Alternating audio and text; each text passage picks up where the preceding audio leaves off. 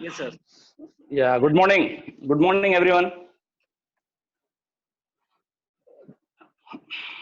Good morning, everyone. Thank you, Rizwan साहब. Thank you very much. आपने मुझे इस इतने बड़े प्लेटफॉर्म में बोलने का मौका दिया. Thank you for everything. And Rizwan साहब, मैं एक डॉक्यूमेंट शेयर कर सकता हूँ स्टार्टिंग में. Then I'll start my this thing. मेरी आवाज आ रही है सर? सर आ रही है. हेलो. ओके. आ रही है सर. हाँ, ठीक है. मैं एक डॉक्यूमेंट शेयर कर लेता हूँ. स्टार्ट. Yes, sir.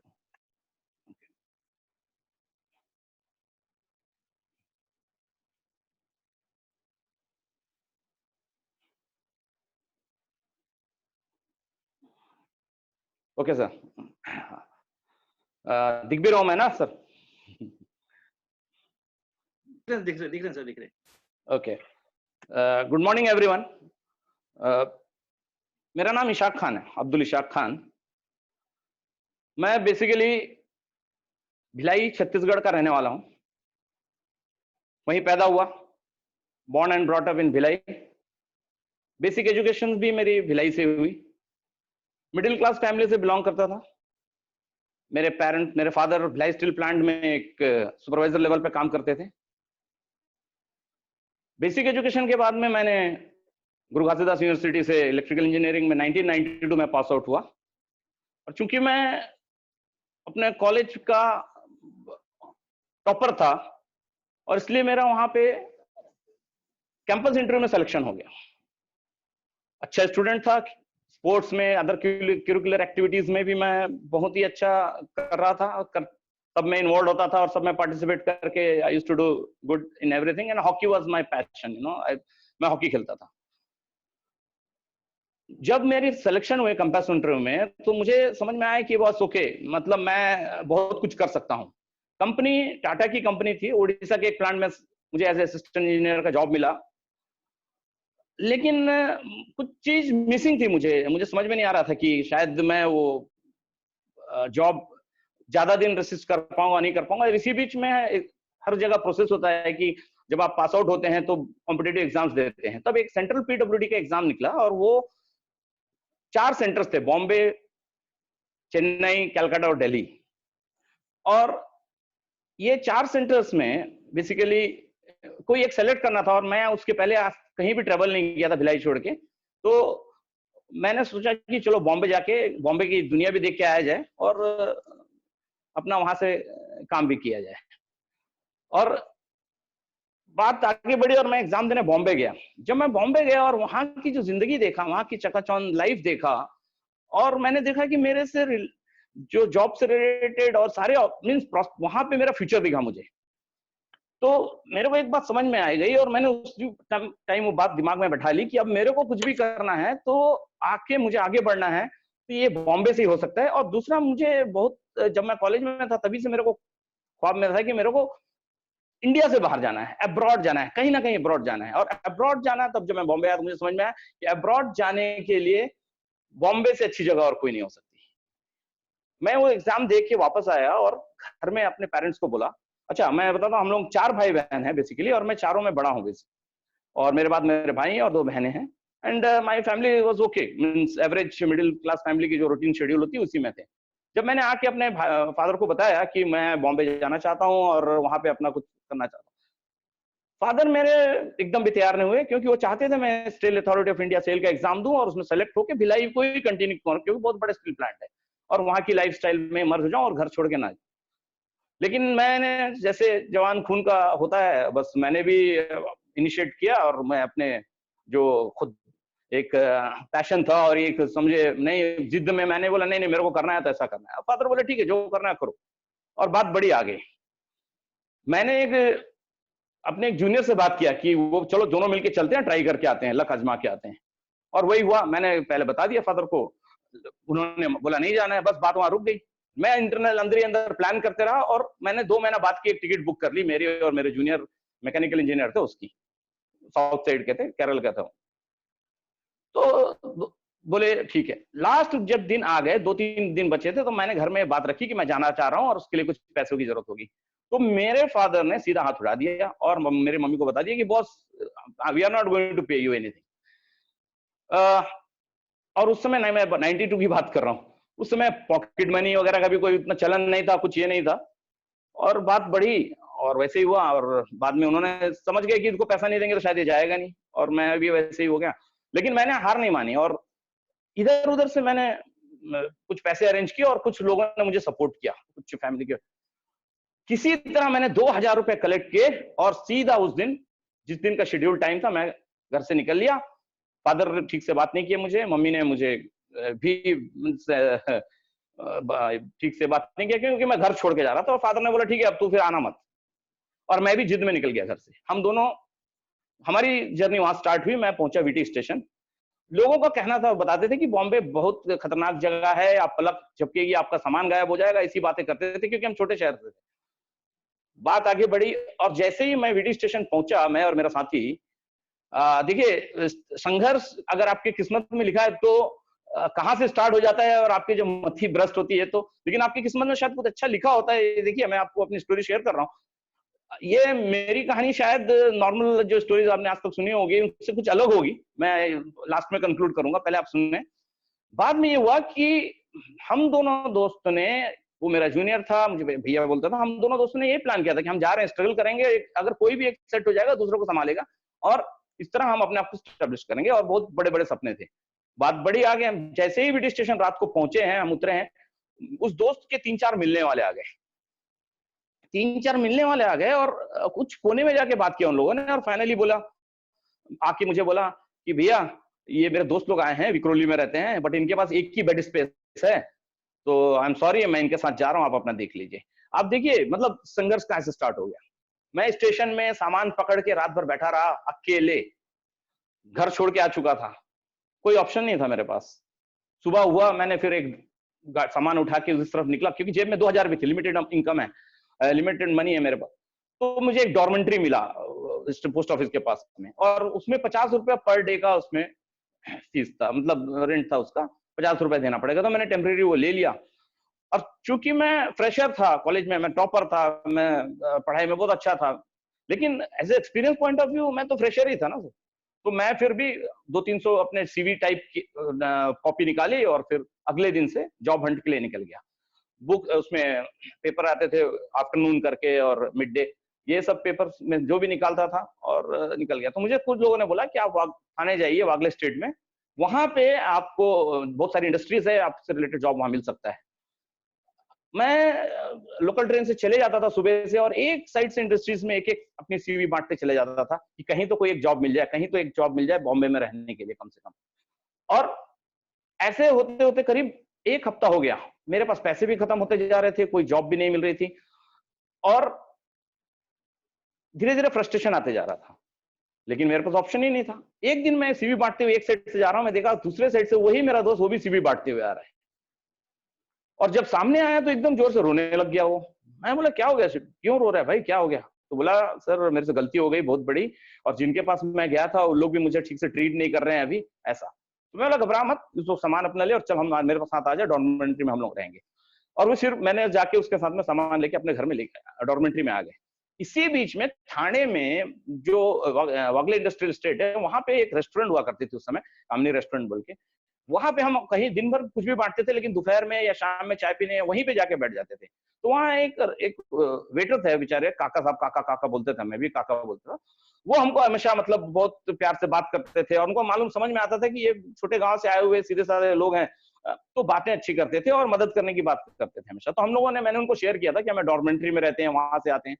तो उन्होंने बोला क्यों नहीं इधर एक आध छोटा खोली ले लेते हो, क्योंकि वो बैठी चौल थी, तो यहाँ छोटा मकान ले लोगे तो आप लोगों का पैसा भी कम लगेगा। और ये तो मैंने उन्हीं को बोला सर साहब मेरे को आप देख लो यहाँ कहीं कोई मिल जाए। तो बोला एक पुलिस वाले की बैठी चौल है यहाँ पे, वो अभी तक कोई ऑक्यूपाई नहीं किया है। बैठी चौल में बेसिकली क्या होता है, लाइन से एस्बेस्टस शीट वाले छोटे छोटे मकान होते हैं, जिसके अंदर टॉयलेट बाथरूम भी नहीं होता है, एक छोटा सा प्रीमाइसेस होता है बेसिकली बैठी चौल में। और वहाँ बहुत ही लो कैटेगरी के लोग 12-15 के ग्रुप में रहते हैं, और वहीं पे टॉयलेट बाथरूम भी होते हैं, जो कॉमन टॉयलेट बाथरूम, जो आपको शेयर करना पड़ता है। तो उस पुलिस वाले के साथ में इन्होंने मीटिंग फिक्स कर दी और बोला कि बस ये है, इनका नाम ये है और आप बात कर लें। तो उन्होंने, पुलिस वाले ने कहा भाई आपको चाहिए खोली तो 10,000 रुपया पगड़ी देना पड़ेगा, और 200 रुपया भाड़ा। तो हमारे पास तो खाने को पैसे नहीं, हम पकड़ी कहां से लाते? तो हमने साफ बता दिया, सर हम लोग के पास ना पकड़ी है ना कुछ है, बट भाड़ा हम लोग दे सकते हैं कुछ ऐसा करके, और जब कम ये होगा तो फिर देखेंगे आगे। तो उसने बोला ठीक है, अगर पकड़ी नहीं दे सक रहे हो, एक काका के बोलने पे मैं आपको देता हूँ, लेकिन 350 रुपया आपको रेंट लगेगा, और दोनों जन का मिला के 700 रुपया, एक जितने आदमी रहेंगे उसके हिसाब से 350। तो हम लोगों ने कैलकुलेट किया कि वहां 50 रुपए डेली देते हैं, उससे तो बहुत ही अच्छा है। तो फिर हम लोगों ने वो खोली में आके सामान सामान जो था लेके, तो खोली एकदम भी, वॉल में सीपेज है, एक छोटा सा एक पंखा है और एक छोटी सी लाइट है, बस वही था उसमें। दरवाजे भी अकड़े हुए थे, ठीक से बंद नहीं होते थे यार, हमारे को सर्वाइव करने के लिए उससे ज्यादा कुछ चाहिए नहीं था। सबसे पहले जाके खरीद के लाए हम लोगों ने, एक चटाई खरीदा, एक बाल्टी खरीदा, एक मग्घा खरीदा, और वहां से अपनी जिंदगी, एक रस्सी रस्सी में कपड़े उपड़े डालते थे, वहां से अपनी जिंदगी शुरू की। लेकिन स्ट्रगल यहाँ खत्म नहीं हुआ दोस्त। धीरे धीरे इंटरव्यू हम देते रहे, लेकिन हमारे को कहीं भी जॉब नहीं मिली। बहुत सारी जगह लगता था क्योंकि हम फ्रेशर हैं, इसके लिए शायद जॉब नहीं मिल रही है, एक्सपीरियंस लोग की जरूरत है इस इंडस्ट्री में। और एक मुकाम ऐसा आया कि हमारे पास, दोनों के पास पैसे खत्म हो गए। फिर हमने अपनी घड़ी गिरवी रखी, वही काका के कम्युनिटी रेस्टोरेंट में, हमको 100 रुपए मिले, उससे फिर हम कुछ दिन चलाए। यहाँ पे भी आके चीजें रुकी नहीं, और बात वहां तक पहुंच गई कि हमारे पास जेब में 5 रुपए नहीं थे, और हम उस पर्टिकुलर टाइम को, उस मोमेंट को, मतलब समझ में भी नहीं आ रहा था कि करें तो करें क्या। सिर्फ इंटरव्यू देना है, सीवी बांटना है, और इंतजार करना कि कोई हमें काम पे बुलाए। और वो नौबत आ गई कि मैंने फिर काका से बात किया कि काका हमारे पास तो ये हालत है और हम वापस जाना नहीं है। तो हमने रिक्वेस्ट किया कि काका कम से कम आपके होटल में अगर हमको प्लेट धोने का कभी काम मिल जाए तो हम वो भी करने को तैयार हैं। काका ने बोला थोड़ा सब्र करो। और आप लोगों को मैं बताऊं, मैं अपने एक्चुअली जिंदगी का कुछ वो पन्ने खोल रहा हूं जो शायद मेरे बहुत नजदीकी लोग भी इस चीज को उतना अच्छे से नहीं जानते हैं, और आज शायद इस सेमिनार ट्रेनिंग में है तो पहली बार सुन रहे होंगे। वो ऐसा मोमेंट था मेरी जिंदगी का, ऐसा स्ट्रगल का पीरियड था, मतलब अभी आप समझ सकते हैं, इंसान पिछले 1.5 महीने से स्ट्रगल कर रहा है, जॉब नहीं है, उसके पास पैसे नहीं है, उसके पास पैसे आने की जगह नहीं है, खाने के लिए पैसे नहीं है। हम सोते थे रूम पे, इंतजार करते थे, और वो काका बेचारे इतना मदद करते थे। हम सुबह पाव लेके आते थे, पानी में डुबा के खाते थे, और रात में हम इंतजार करते थे 12 बजने का। काका जब दुकान बंद करके, शटर बंद करके जाता था, तो रात में जो भी वड़ा पकौड़ा कुछ भी होता था बच्चा हुआ, वो प्लास्टिक में बांध के शटर में लटका के चले जाता था, फिर हम जाके उसको लेके आते थे और खाते थे। तो ये टाइम से गुजर रहा था मैं। और तभी एक दिन 2 इंटरव्यू आए, एक मुलुंड में था और एक मरीन ड्राइव में।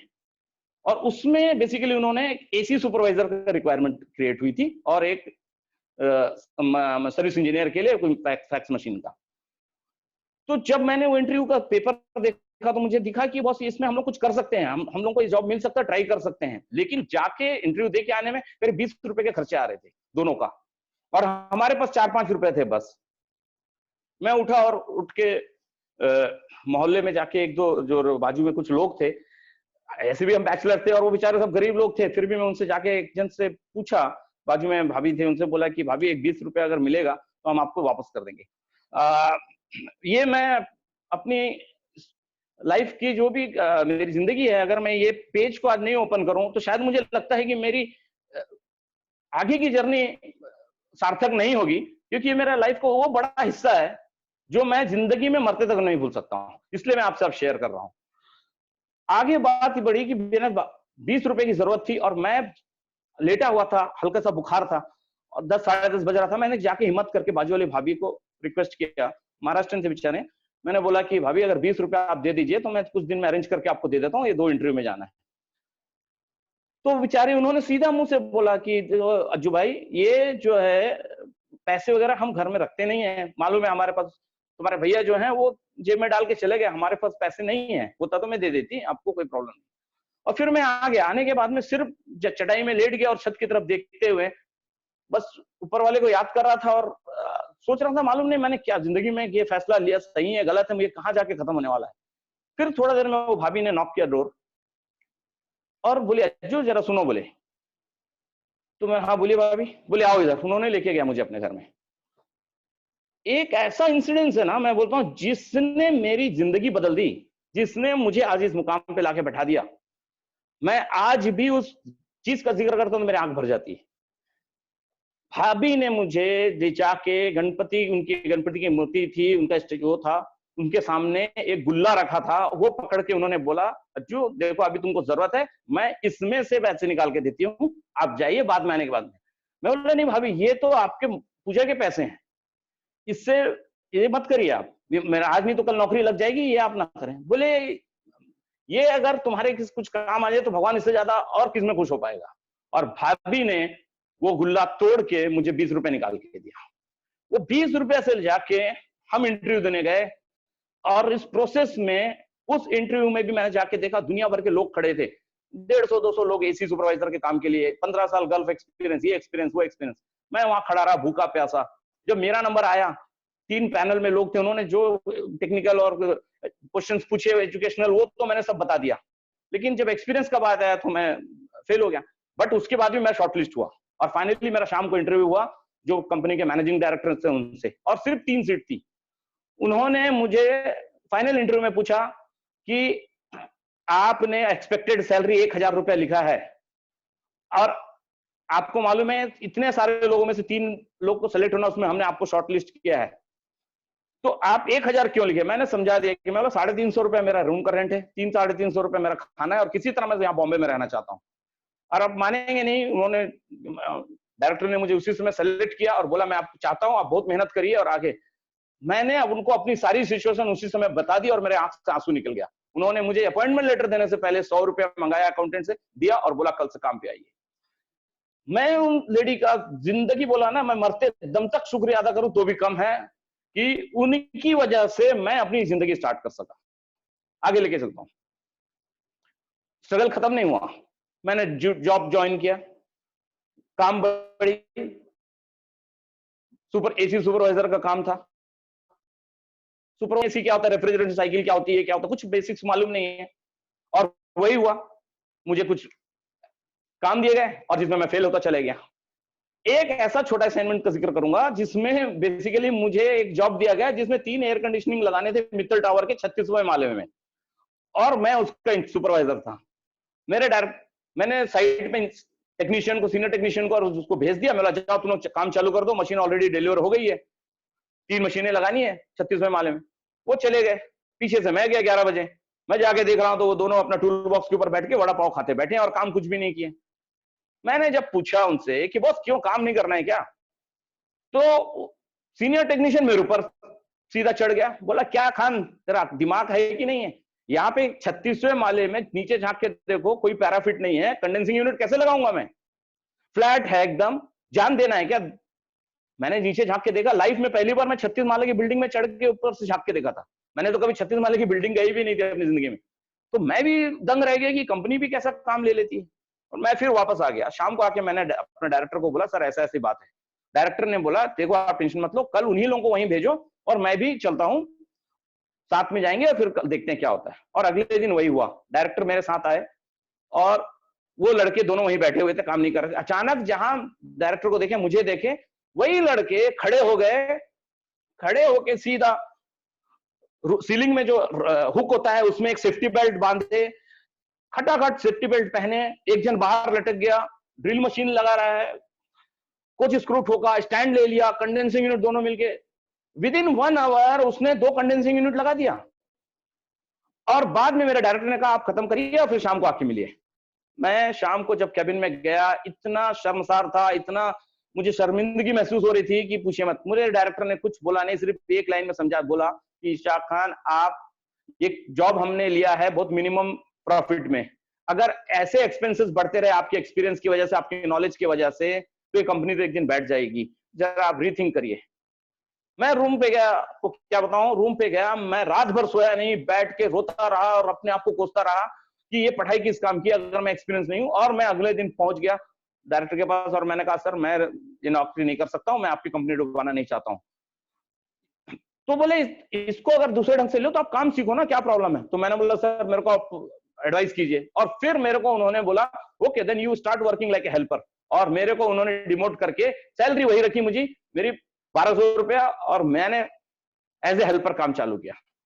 वही सीनियर टेक्नीशियनों का टूल बॉक्स लेके बॉम्बे में बसों में दौड़ना, ट्रेनों में दौड़ना, उनके साथ यूनिट उठाना, उनके साथ ब्रेजिंग करना, ये सारे काम मैं 1 साल तक दिल लगा के करता रहा। लेकिन सेम टाइम पे मेरे डायरेक्टर को भी अगेन हेड्स ऑफ, ऊपर वाला उनको बहुत लंबी उम्र दराज करे, उन्होंने मुझे संडे के Sunday refrigeration cycle, air conditioning की क्लासेस लेने चालू करी, थ्योरेटिकल। मेरे को पढ़ा रहे थे कि ये सब क्यों किया जाता है, और साइट में मैं as a worker, as a helper, as a labour काम कर रहा था, और ये सब सीख रहा था इसको कैसे किया जाता है।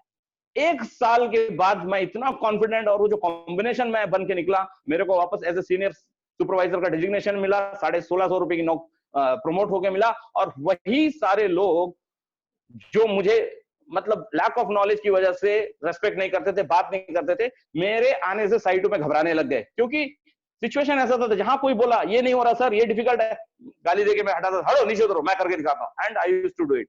मैंने सीखा कि boss, unless and until you have knowledge, you will not going to grow up in your life. तो सीखना जरूरी है, हार्ड वर्क से सिर्फ नहीं चलेगा, आपको नॉलेज भी लेना बहुत जरूरी है। स्ट्रगल यहां, बस वो था, वो दिन था। और इसी प्रोसेस में 2 साल के अंदर मैं इस लायक बन चुका कि मैं 2 साल बाद अपने घर वापस आया, अपने आप को अपने पैर में खड़ा करके उस लेवल पे पहुंच के जहां मैं होना चाहता था। और 2 साल बाद मैं अपने घर आया, मेरे फादर से मिला, बहुत खुश नहीं थे लेकिन हैप्पी थे कम से कम कि मैं अपने पैर में खड़ा था और मैं आगे अच्छी करने की कोशिश कर रहा था। मेरी बॉम्बे की जर्नी 6 साल की थी। मैं उसके बाद मुड़ के नहीं देखा, एक के बाद एक के बाद एक के बाद मुझे मैं प्रमोशन हुआ, फिर मैंने बहुत सारे प्रोजेक्ट्स हैंडल किए, बड़े बड़े चिलर्स के प्रोजेक्ट, ये प्रोजेक्ट, और मैं टेक्निकली साउंड होता गया लर्निंग के साथ भी। 1999 तक मैं बॉम्बे में रहा, और मेरा वो सपना कि मुझे अब्रॉड जाना है, अब्रॉड जाना और भी आसान लगने लग गया कि एयर कंडीशनिंग एक ऐसा सब्जेक्ट है जिसमें आप इमीडिएटली गल्फ जा सकते हो, क्योंकि आदमी गल्फ में सांस लेने के लिए भले एक बार ऑक्सीजन ले ना ले, लेकिन रहने के लिए इतनी गर्मी होती है कि उसको एसी जरूरी होती है। तो रिक्वायरमेंट बहुत ज्यादा है, मुझे पता था, और मैं वेट कर रहा था एक अच्छे अपॉर्चुनिटी का, और वो आया 1999। 1999 में मेरा सिलेक्शन हुआ दुबई के कंपनी जिसका नाम था एमिरेट्स ट्रेडिंग एजेंसी के लिए। मैं as a service engineer join किया 1999 में दुबई। मैं दुबई आया, और इसी बीच में मेरे घर से बाकी सब सपोर्टिव थे, सभी लोग, सब अच्छा ठीक चल रहा था, कोई प्रॉब्लम नहीं था। और इसी बीच में मैं दुबई आने के बाद 99 में मैं दुबई पहुंचा, और 2000 में नहीं, इसके पहले बताओ, यहाँ पे भी एक छोटा सा इशू हुआ। मैं जब कोई भी दुबई या गल्फ आता है तो स्टार्टिंग में उसको 6 महीना प्रोविजन पीरियड में रखा जाता है, और उसको एस्टैब्लिश होना पड़ता है, अपने आप को थोड़ा संभालना पड़ता है कि वो 6 महीने में अगर वो अपने आप को संभाल लिया और अपने आप को मतलब प्रूव कर दिया कि इज कैपेबल ऑफ, बिकॉज यहाँ पे आपको अपने काम से, अपने हुनर से ही साबित करना पड़ता है कि आप यहाँ कितना साल तक रह सकते हैं। उसके लिए तो मैं बहुत कॉन्फिडेंट था, कोई भी हाथ पकड़ने से था। क्वालिफिकेशन में मेरी कोई प्रॉब्लम नहीं थी, नॉलेज में मेरी कोई प्रॉब्लम नहीं था, कॉन्फिडेंस लेवल मेरा बहुत हाई था। लेकिन स्टार्टिंग में ही जब मैंने ज्वाइन की कंपनी, और वहां पे मैं एक छोटे से राजनीतिक का, पॉलिटिक्स का शिकार हो गया, क्योंकि वो कंपनी थी तमिलनाडु बेस्ड, हमारे ओनर थे कंपनी के, और मैक्सिमम तमिलियंस थे। तो उसमें शायद ये जो क्षेत्रीयतावाद है कुछ था, मुझे पता नहीं, मैं तो सब चीज में इन्वॉल्व होता नहीं था। लेकिन मैं किसी के ट्रैप में आ गया, और उसमें 3-4 महीने के में ये सिचुएशन आ खड़ी हुई कि मेरे जो बॉस थे, वो वहां के जो जनरल मैनेजर थे, जिनको मैं डायरेक्ट रिपोर्ट करता था, वो मेरे से बेसिकली चिढ़ने लग गए। उनको मेरी चीजें पसंद नहीं आने लगी, क्योंकि इस तरह का फीडबैक इस तरह का हुआ, और वो किसी तरह चाह रहे थे कि मैं 6 महीना खत्म करने के पहले ही शायद मुझे फायर कर दिया जाए। तो मैं हर 4 महीने तक होने के बाद में हर टाइम ये कोशिश करता था कि उनको पूछूं कि मेरी गलती क्या हो रही है, मैं क्या चीज करूं कि आप खुश हो, मैं यहाँ रहना चाहता हूं, मैं अपने आप को प्रूव करना चाहता हूं। और एक दिन मैं पहुंचा उनके कैबिन में, मैंने बोला सर मेरे से क्या गलती हो रही है, आप मेरे को कोई नया जॉब अलॉट नहीं कर रहे हैं, मैं मतलब ऑफिस में बैठ के कैटलॉग पढ़ रहा हूँ, कभी छोटे मोटे साइट्स दे रखा आपने, और शायद मेरे पास कुछ काम नहीं है यहाँ पे। तो वो उल्टा मुझे फायर करते हैं, बोले हाँ मतलब तुमको समझ में आया तुम्हारे पास काम नहीं है, और अगर मैं कुछ टेक्निकली चीज लेके जाऊं तो फिर उसमें भी फायर करते हैं, नहीं अभी तुम डिसीजन लेने लगे। मतलब it was like this. And finally एक दिन मैंने बोला सर आई फील कि I don't have any work here, if you have, अगर आप मेरे लिए कुछ जॉब एलोकेट कर सकते हैं फाइन। उन्होंने भी उसी समय एक ऐसा इशू फंस गया, एयरपोर्ट में एक प्रोजेक्ट चल रहा था वीआईपी पवेलियन बोल के, जिसमें जुलाई, ये बात कर रहा हूं मैं, अगस्त सितंबर की बात है, सितंबर अक्टूबर की बात है। उस समय दुबई में 50 डिग्री से अबव टेम्परेचर होता है जुलाई अगस्त में, और 90% ह्यूमिडिटी होती है, एकदम चिलचिलाता गर्मी और साथ में ह्यूमिड उमस। उस समय उस प्रोजेक्ट में एक ऐसा काम था, मशीनरी सब ऊपर रखी थी और आपको उसमें एल्यूमिनियम क्लैडिंग का कुछ काम चल रहा था, और टेक्नोलॉजीज उस समय सब नई नई, ओजोन जनरेटर का और बहुत सारी नई चीजें उसमें इन्वॉल्व हुई थी, तो सीखने की बहुत चीजें थी। लेकिन वो फाइनल फिनिशेस चल रहा था, उसमें एल्यूमिनियम शीट ऊपर का सिर्फ रैपिंग चल रहा था, बाकी सारे काम हो चुके थे। तो उन्होंने मुझे दुश्मनी निकालने के लिए उस छत में एज ए सुपरवाइजर डिप्यूट कर दिया। मतलब उस काम का मतलब यह है कि आप सुबह 8 बजे से लेके शाम 5 बजे तक उस धूप में खड़े रहेंगे, आदमियों से काम कराते रहेंगे, और उसमें आपकी टेक्निकल नॉलेज कुछ ग्रो नहीं होगी, आपको कुछ इंजीनियरिंग सीखने को नहीं मिलेगा, एक सुपरवाइजर का काम करेंगे बस। और डायरेक्ट हीट अलग है, और एल्यूमिनियम शीट से रिफ्लेक्ट होकर चेहरे पे आती थी, वो सनबर्न अलग हो जाते थे। मजबूरी था, मरता क्या नहीं करता। मैंने वो जॉब वहां पे ऑलरेडी स्टार्ट कर दी। काम चल रहा था, उसी बीच में बहुत मशीनरीज थी, बहुत सारी नई टेक्नोलॉजीज थी, तो मुझे लगा कि क्यों ना यहाँ पे बैठ के कुछ चीजों को ड्राइंग में सीखा जाए, अपनी अपनी नॉलेज को इंप्रूव करा जाए।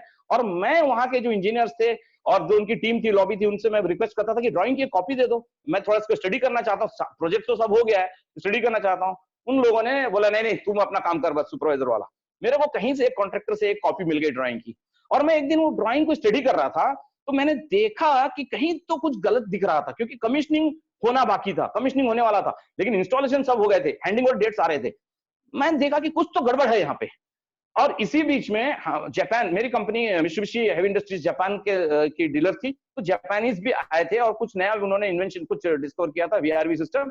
उसके लिए वो कुछ इंजीनियर्स को ट्रेनिंग के लिए जापान में सेलेक्ट करना चाह रहे थे। तो हमारे डिपार्टमेंट से जिन पूरे इंजीनियर्स का नाम गया, उसमें मेरे बॉस ने मेरा नाम नहीं लिखा, क्योंकि वो मुझे उस लायक समझते ही नहीं थे, नहीं लिखा था उन्होंने। एनीवे उसका मुझे तो अपने आप को वहां जमने की मोहताज हो गई थी, मैं तो वहां अभी तो खुद अपने आप को सेट करने का था, छोड़ दीजिए, जापान ट्रेनिंग की बात ही नहीं आ रही थी मेरे दिमाग में। इस बीच में मैंने जब उसको स्टडी किया तो मुझे कुछ लगा कुछ गलत है। फिर मैंने और थोड़ा स्टडी किया। अगले दिन जब मैंने डिटेल स्टडी किया तो मैंने देखा एक ब्लंडर मिस्टेक हो चुके थे उस इंस्टॉलेशन में, और वो किसी हालत में सही ढंग से कमीशन नहीं हो सकते थे। मैंने अगले दिन हिम्मत करते करते शाम को 6:30 बजे उन्हीं बॉस को फोन किया, जनरल मैनेजर को, और मैंने बोला सर मैं यहाँ पे ये स्टडी कर रहा हूँ ड्राइंग को, और मैं देख रहा हूँ कुछ देर इज सम प्रॉब्लम। मेरे फोन जैसे ही उनके पास गया एकदम तिलमिला उठे, नाराज हो गए और बकने लगे, तुम बड़ा इंजीनियर बन रहा है, तुमको क्या काम बोला, तुम मेरा दिमाग खराब कर रहा है, ये कर रहा है वो कर रहा है। दी फायर्ड मी बैक। मैं बोला ओके सर, सॉरी मेरी गलती हो गई, मैं कुछ बोलना चाह रहा था भाई, आई एम सॉरी सर। फिर मैंने फोन रख दिया। 10 मिनट बाद उसी जेंटलमैन का फोन आया, फिर पूछ रहे क्या किधर है तुम, अभी निकला कि नहीं निकला। बोला सर अभी मैं निकलने वाला हूँ। बोले नहीं निकलो मत, वहीं रुको। मैं वहां रुका, वो खुद आए, बाकी सब जा चुके थे। लाइट लगा के उस छत में चल के उन्होंने भी, मैंने जो चीज को बताया पिक किया, सारी चीज को उन्होंने स्टडी किया, मैंने स्टडी किया, और फाइनली 2 घंटे के बाद में वो जमीन में सिर में हाथ पकड़ के बैठ गए, और उनको उनका प्रेशर एकदम बढ़ गया।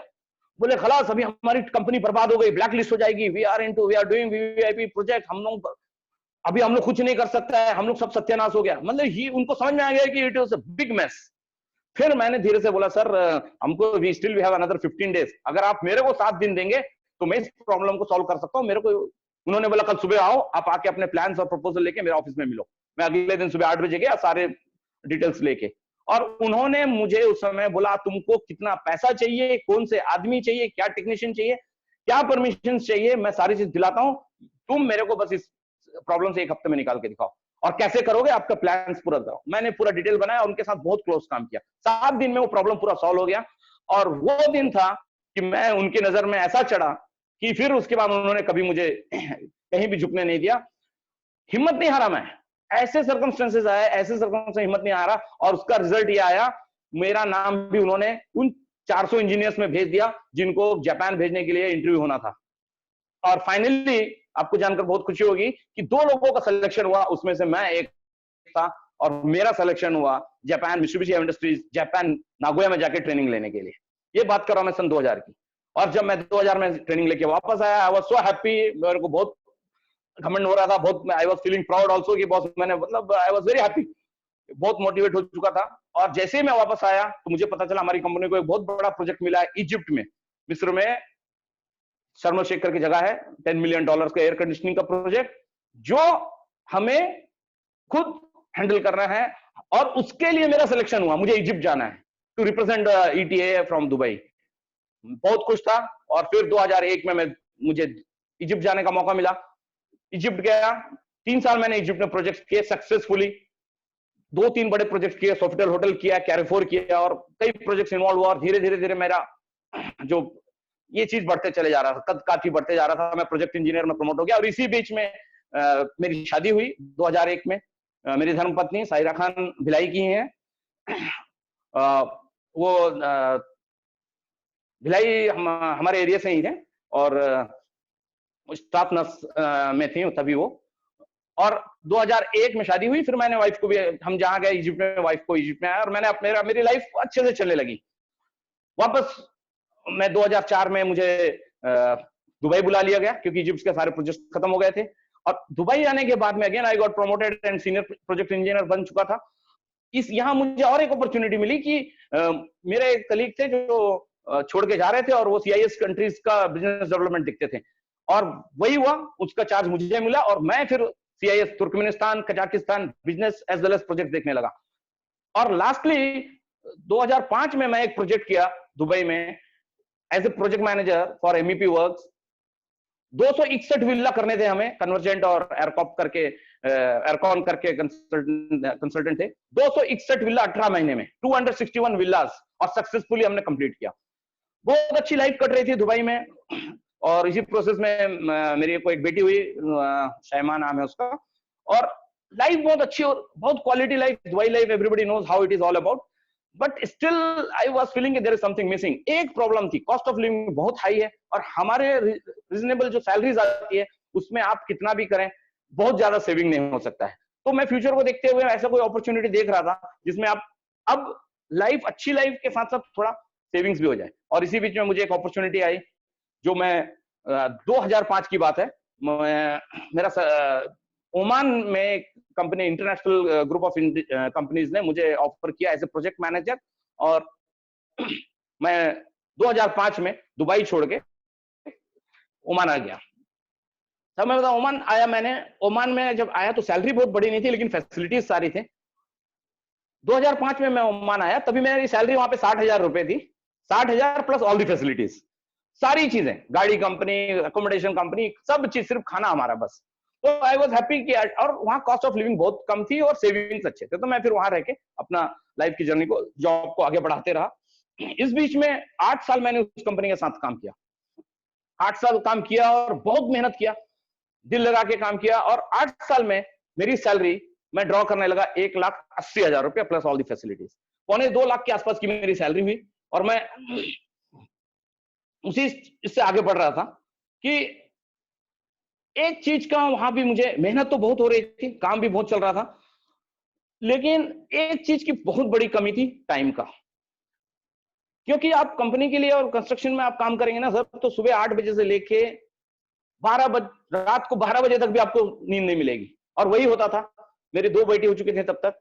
मैं सुबह निकल के जाता था, लेकिन कुछ भी हो, रात को 8-9 हो जाते थे आते आते। फ्राइडे भी काम करना पड़ता था, वीकेंड्स में भी काम होते थे। तो धीरे धीरे धीरे मैं ये फील कर रहा था कि पैसे तो हैं, लाइफ तो बेटर है, लेकिन टाइम नहीं है फैमिली की। कभी बच्चे बीमार हो जाते थे तो उनको हॉस्पिटल ले जाने के लिए भी मैं 2-3 दिन लगा देता था। तो हमारे बीच में, हमारे घर में क्लैशेस होते थे। And I was like feeling something कि कैसे ये सब चीज से बाहर आ सकता हूँ, कैसे अच्छे से बाहर। तो एक्सपीरियंस, हार्ड वर्क, कॉन्फिडेंस, किसी चीज की कमी नहीं थी। दुनिया के बड़े से ब्रिटिशर्स, US बेस्ड बड़े बड़े कंसल्टेंट्स, बड़े बड़े क्लाइंट्स, किसी को भी फेस करने में कभी नहीं घबराया मैंने। किसी भी सिचुएशन में कभी नहीं घबराया। किसी लैंग्वेज, किसी फूड, कोई भी चीज मेरी बाधक नहीं बनी। दुबई में रहते हुए मैंने बताना भूल गया, मैं even I started again playing hockey and I reached to a place where I got selected for a UAE team. UAE की टीम खेलने जा रही थी कनाडा और यूरोप के 21 डेज सिलेक्शन, उसमें मेरा सिलेक्शन हो गया था among with Pakistani player and all other player at the age of 35 and 40, 35। तो मेरा कहने को 35 की एज में, अप्रोक्सीमेटली 34-35 में। बट मैंने अगेन स्पोर्ट्स को अपना कैरियर नहीं माना, फ्यूचर नहीं माना, और मैं जो जॉब में था उसी को लेके फिर मैं ओमान आ गया। तो मेरा वो चीज तो वहां खत्म हो गया। फिर फाइनली 2013-14 में मुझे एक ऑफर आया यहाँ ओमान गवर्नमेंट से, दीवान ऑफ रॉयल कोर्ट्स बोलते हैं, कि उनकी एक बहुत बड़ा प्रोजेक्ट आ रहा है जिसमें वो एक एमईपी कोऑर्डिनेटर। अच्छा, मैं इराक को जो इंटरनेशनल ग्रुप ऑफ कंपनीज में 8 साल में 1,80,000 की सैलरी में भी पहुंचा, और प्रमोट होते होते कंस्ट्रक्शन मैनेजर तक पहुंच गया। Project manager, senior project manager, all this thing construction manager. I was handling the project independently. मैं प्रोजेक्ट डिपार्टमेंट हेड की तरह एग्जीक्यूशन में हैंडल कर रहा था, और I was doing damn good. मुझे गवर्नमेंट जॉब ऑफर आई, और मैंने बोला कि boss, this is the right time for me to spend some time. मैं अपने बीवी बच्चों के साथ वक्त गुजारना चाहता हूं, उनको कुछ वक्त देना चाहता हूं, तो ये गवर्नमेंट जॉब मेरे लिए सुटेबल है।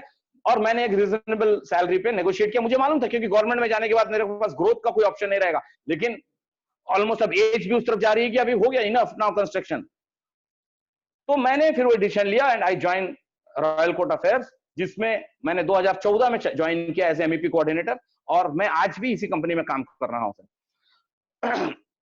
चीजों को मैं ये बताना चाह रहा हूं कि बस इस जॉब में आने के बाद में मुझे बहुत कुछ मिला, टाइम मिला। मैं 8 घंटे की ड्यूटी हो गई, बाकी के टाइम मैं अपनी फैमिली के साथ बिताता था। बहुत खुश था मैं, अपने बीवी को, अपने बच्चों को टाइम दे पा रहा था, जिसकी मुझे बहुत दिन से ख्वाहिश थी। सैलरी अच्छी थी, सारी चीजें अच्छी थी, इसी तरह चल रहा था। 2017 आया, जॉब भी प्रोजेक्ट खत्म हुआ, एक प्रोजेक्ट से दूसरा प्रोजेक्ट, लेकिन नहीं मालूम दिल में किसी कोने में कुछ चीज ऐसे कसक रहा था, ऐसी लग रही थी कि कुछ मिसिंग है, कुछ मिसिंग है, कुछ और होना चाहिए। कुछ मेरे को समझ में नहीं आ रहा था उस समय तक। In fact I was looking for something.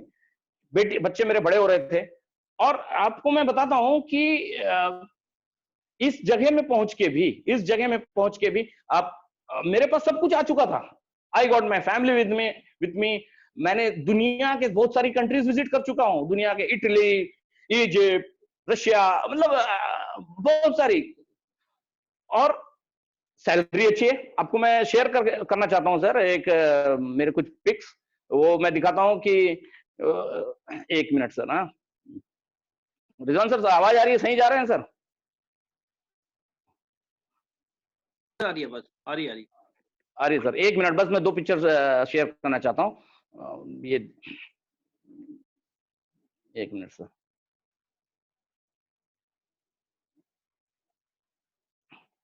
या हाँ सर, ये देखिए, आज अल्हम्दुलिल्लाह मेरे पास एक गाड़ी है, Honda pilot top range, 35 lakh के करीब के आस की खुद की गाड़ी है मेरी। किसी चीज की कमी नहीं है। मैंने इतने सालों में मैंने ये सारी चीजें बनाई मेहनत से। 1200 रुपए की नौकरी से स्टार्ट किया मैंने, मेरे पैशन से, मेरे हार्ड वर्क से, मेरे स्ट्रगल से। और हर मोड़ पे मुझे इतने अच्छे लोग मिले, फैमिली में और हर जगह में। मैं ये मान के चलता हूं आपको खराब लोग भी मिलेंगे, आप खराब लोगों के साथ उलझिए मत। आपको समझ में आया कि आपके जाने लायक जगह नहीं है, आप हट जाइए वहां से। उलझे रहेंगे आप, अपना एनर्जी लॉस करेंगे, आप अपने आप को नीचे खींचेंगे। फैमिली से मुझे बहुत सपोर्ट मिला, मेरे हर घर के हर मेंबर ने बहुत सपोर्ट किया, मेरे भाई बहनों ने, मेरे घर में मेरे इन-लॉज ने, मेरे दोस्तों ने, सारे लोगों ने मुझे इस मुकाम में पहुंचने के लिए किसी भी जगह में कुछ नहीं। And I always thankful to my dear wife. हर स्टेप में वो उस तरह खड़ी रही, उस तरह सपोर्ट करते रही, उस तरह गाइड करते रही मुझे। जहां पे मैं कई बार स्लिप हुआ फाइनेंशियली, मेरा फाइनेंशियल मैनेजमेंट अच्छा नहीं है, उसमें उन्होंने मुझे सपोर्ट किया। And so many times I get stuck in so many problems, उन्होंने उससे, उनके आइडिया से हम बाहर आए, उनकी मेहनत, उनकी सोच से। और मेरे दोनों बच्चे भी माशाल्लाह बहुत अच्छे हैं। देखिए आज मेरे पास 2 घर है, मेरा खुद का इंडिपेंडेंट हाउस है, इंडिपेंडेंट विला है। ये मेरा खुद का घर है, यहाँ हम रहते हैं। ये कार भी हमारी है इंडिया की, और एक ये घर है, और ये दूसरा घर है, ये दूसरा घर है मेरा। ये मेरा ड्रीम हाउस है। मैंने काम करते हुए ऐसे डिफरेंट आर्किटेक्चर यहाँ से देखे थे, ओमान से, और उसके बाद में मैंने उस चीज को इम्प्लीमेंट किया। ये मैंने भिलाई जैसे जगह में अपना घर बनाया, 4200 स्क्वायर फीट के जगह में 3200 सुपर बिल्ट एरिया है। अब 21 फीट बाय 16 फीट के, तो इसका डाइनिंग हॉल, स्पाइरल स्टेज, बहुत सारी चीजें सर। इसको खैर ये सब मैंने अचीव किया। लेकिन मैं ये बताना चाह रहा हूं, ये सारी चीजें यहां तक तो सही चली सर, ये मेरी जिंदगी में सारी चीजें मुझे मिली। और फिर आप सोच रहे होंगे कि इतना सब तो मिला, फिर ये क्या चीज, ये नया क्या चीज है भाई इसकी जिंदगी में, इसकी क्या चीज की कमी थी, इसको क्यों कुछ नया चीज करना था? तो सर मैं अब उस चीज पे आता हूं कि मुझे बहुत कुछ मिला, लेकिन जब एक वक्त ऐसा आया, 2017 की बात है, कि मेरी बेटी जो है वो क्लास 9th में पहुंची, और उस समय मेरे को देखने लगा कि मुझे समझ में आने लगा कि अब मेरे को मेरे बच्चों का अच्छा एजुकेशन कराना है, और अच्छा एजुकेशन ओमान में नहीं होता है, या गल्फ में अच्छा एजुकेशन आपको नहीं मिलेगा। तो उसके लिए या तो इनको हमको यूएस यूके भेजना पड़ेगा, या तो हमारे देश में वापस भेजना पड़ेगा। हमारे पास दो ऑप्शन है। और मेरे को उस समय ये बात क्लिक हुई और मेरे को अंदर तक लगी कि बॉस, मैंने 25 साल अपनी जिंदगी के इस इंडस्ट्री को दिया है, अपना पूरा का पूरे सपनों का सत्यानाश करके लोगों के सपने पूरे करते आए हैं, ये सोचते हुए कि जो मुझे मिल रहा है वो ही मेरे लिए बना है और मैं उसमें खुश हूं। लेकिन जब मेरा ख्याल आया मेरे दिमाग में कि मेरे को मेरे बच्चे को अच्छे एजुकेशन के लिए भेजना है, तो अब मेरे को या तो उनको इंडिया भेजना है या यूएस यूके भेजना है। यूएस यूके भेजने के मैं उस लायक ही नहीं था, एफर्ट नहीं कर सकता था, उस लायक बना नहीं था, I can not afford it. तो मैं वहां का तो प्लान नहीं किया, लेकिन इंडिया भेजना है। और जब ये ख्याल आया मेरे मन में कि अब मुझे इनको इंडिया भेजना है, तो मैं इतना बड़ा फैसला लेने के समय एकदम टूट गया, समझ नहीं आ पा रहा था। 8 में मैं भेजना चाह रहा था, मैंने किसी तरह एक साल प्रोस्पोन किया कि नहीं, किसी तरह मैं इनको ना भेजूं ना, क्योंकि मैं इनसे अलग नहीं रह सकता था। वो उस चीज के बारे में सोचकर ही मैं मेरे मतलब रूह कांप जा रही थी कि मैं क्यों ऐसा, क्यों, मतलब क्या गलती हुई है मेरे से कि मैं अब मेरे को इनको पढ़ाई करने के लिए मेरे को यहाँ रहना पड़ेगा, उनको वहां रहना पड़ेगा, क्यों, मतलब कहाँ पे गलती है, what's wrong in my whole process, जो भी मैं यहाँ तक करते आया हूँ और इतनी ऊंचाइयों में उड़ा हूँ, ये है मेरे पास, वो है मेरे पास। 1 मिनट में मैं गरीब इंसान बन गया सर, 1 मिनट में कुछ भी नहीं था मेरे पास। जब आपके साथ आपका परिवार नहीं है, आपको कोई नहीं है, तो आप क्या है फिर। तब मेरे को मैं बहुत बेचैन था, पागल था मैं, I was looking for plan B और समथिंग। उस समय मैं ऊपर वाले ने किसी को जरिया बना के मेरे जिंदगी में भेजा, आदरणीय तरुण जी, उनका थैंक्स बोलूंगा, ऊपर वाले का सबसे पहले। मैं तो हमेशा थैंक्स बोलता हूँ, शुक्रिया अदा करता हूँ अल्लाह का। और तरुण जी, मालूम नहीं किस तरह एक बार उन्होंने मुझे व्हाट्सएप में कांटेक्ट किया और फिर थोड़ी सी बातें हुई।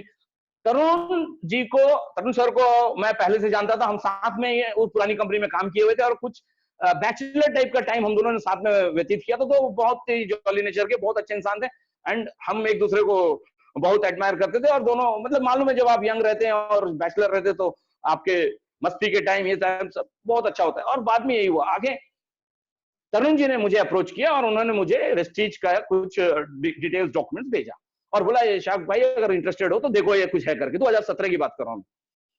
जब मैंने कुछ देखा तो फिर मैं जैसे ही देखा, मैंने उनको वापस व्हाट्सएप में बोला, भाई ये सब रहने दो, ये मैं इस इंडस्ट्री में ज्यादा नहीं इन्वॉल्व हूँ। मुझे लेकिन जब भी हम इंडिया छुट्टी से जाते हैं तो कोई ना कोई आके कोई एक कंपनी का कुछ ना कुछ सामान चेप के चले जाता है। ये रेगुलरली होता रहता था हमारे साथ। साल में हम एक बार जाते थे, तो उनको मालूम है बाहर से आया है, गल्फ रिटर्न है भाई, एक कुछ प्रोडक्ट्स पकड़ा दो, कुछ ये पकड़ा दो, कुछ रजिस्ट्रेशन करा दो, तो 4,000 5,000 8,000 ले लो। तो उसके बाद हम उसमें इन्वॉल्व नहीं होते थे। तो and I keep on saying कि बस ये सब चीज नहीं चलता है और होने वाला नहीं है। जब मैं तरुण जी ने वापस मुझे मेरी नेगेटिव अप्रोच के बाद भी उन्होंने फिर से मुझे अप्रोच किया, बोला कि बस देखो ना, थोड़ा डिटेल में जाके देखो, मैं ऐसा सोच रहा हूँ, ऐसा ऐसा। कहीं कोने में मेरे भी दिमाग में चल रहा था कि कुछ पैरेलल में होना चाहिए, कुछ पैरेलल में होना चाहिए।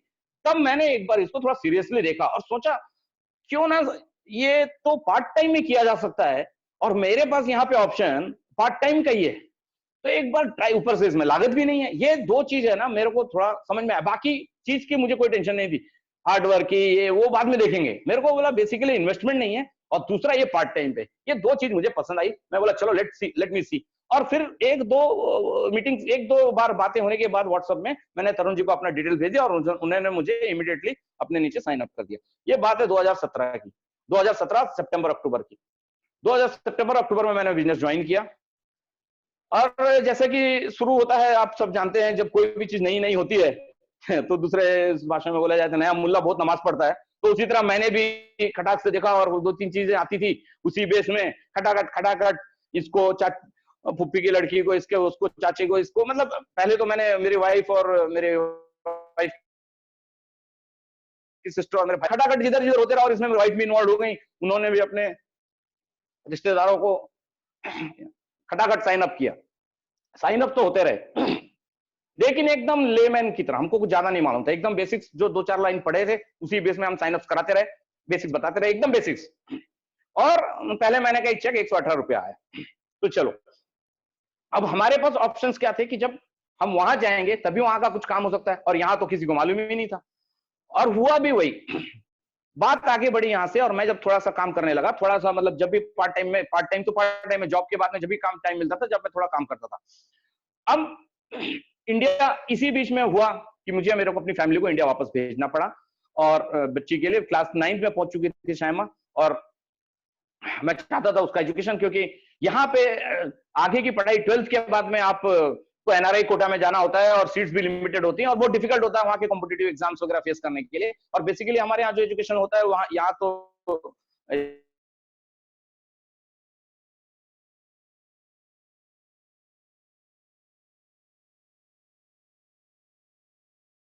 मैं और मेरे भविष्य के लिए हम लोगों ने तो अपनी लाइफ अभी यहाँ तक निकाल ली। तो मैं हेड्स ऑफ करता हूँ अगेन मेरी वाइफ की समझदारी को, और हम लोगों का अंडरस्टैंडिंग को, कि हम लोगों ने एक बहुत बड़ा फैसला लिया, जो आज तक हम कभी रहे नहीं एक दूसरे से अलग। मैं इजिप्ट में गया, इजिप्ट में वाइफ मेरे साथ, दुबई में, ओमान में, हम जहां भी जाते थे हम फैमिली साथ में रहती थी, अल्हम्दुलिल्लाह एफर्ट कर सकता था। लेकिन ऐसा ये और सारी अब मैं इस बारे में बात, आप क्या बताऊं, आप समझ सकते हैं कि क्या क्या तकलीफें हमने उठाई इसको आगे प्रोसेस, और आज भी उस प्रोसेस में है। तभी मेरे को इस चीज में और भी ज्यादा ध्यान आया कि बॉस क्यों ना मैं इसको थोड़ा सीरियस होकर करूं, क्योंकि ये वो चीज है, शायद धीरे धीरे मुझे समझ में आने लगी थी कि ये वो चीज है मेरे को वापस मेरे फैमिली से मिला सकता है, साथ में रहने के लिए मुझे मौका दे सकता है। फिर ये बातें आगे बढ़ी, यहां पे भी बेसिकली, और मैं बताता हूं कि ना गल्फ में रहने का एक्सपीरियंस और मैं आप लोगों को शेयर करता हूं, क्योंकि कुछ लोग आप जुड़े हुए हैं, सब इंडिया में रहते हैं, और आपको ये सब चैलेंजेस का फीलिंग भी नहीं आता है। मैं बताता हूं कि ना हम वो लोग इतने बदनसीब लोग हैं जो गल्फ में रहते हैं ज्यादा टाइम तक, कि कई ऐसे, मतलब हम लोग की लाइफ से ना स्ट्रगल खत्म नहीं होता है। ये दिखता है इतना देखो, इतना बड़े मकान का मालिक, इतना बड़े ये मालिक, लेकिन हमारी जो इमोशंस है और उसका इतना सेक्रीफाइस हम लोग के लाइफ में जुड़ा हुआ रहता है ना सर, क्या बताऊं। आप मानेंगे नहीं, मैं अगेन एक छोटा सा पन्ना खोलना चाहता हूं कि मैं वो इंसिडेंट्स को याद करता हूं, शायद मेरे भाई भी होंगे लाइन में और हमारी फैमिली में सुन रहे होंगे, कि मालूम है मेरे फादर, उनका देहांत हुआ सन 2001 में, और मैं वो बदनसीब इंसान रहा कि मैं उनके अंतिम संस्कार में, उनके मैयत में आ नहीं सका। उस समय मैं इजिप्ट में डिप्यूटेड था, और रूल्स रेगुलेशन वीजा प्रोसेस ऐसे थे कि अगर मैं एड़ी चोटी का भी जोर लगाता तो मेरे को 1 हफ्ता लग रहे थे मेरे को घर पहुंचने में, तब तक तो नहीं रुक सकता था कोई। तो हमारी किस्मत देखिए सर, हमारा नसीब और हमारा सेक्रीफाइस का लेवल देखिए, ना हम अपने फादर की मैयत में आ सके, ना हम कोई ऐसी शादी में आ सकते हैं जो टाइम पे फिक्स होती है, हम वही शादी अटेंड कर सकते हैं जो हमारी छुट्टियों के बीच में आती है, या वही, ना कोई त्योहार का मजा ले सकते हैं सर। इतने मस्त त्योहारें होती हैं इंडिया में, दिवाली, होली, ईद, बकरीद, हम सब में पार्टिसिपेट करने वाले लोग हैं, और यहां पे हम लोग सिर्फ दूसरों का सपना पूरा करते हुए अपने सपने, अपनी खुशियों का भी सत्यानाश करते हुए बैठे रहते हैं। बहुत देर से समझ में आया ये बात मुझे, बट जो वक्त निकल गया, जो वक्त जा चुका, उसके लिए तो कुछ कर नहीं सकते थे।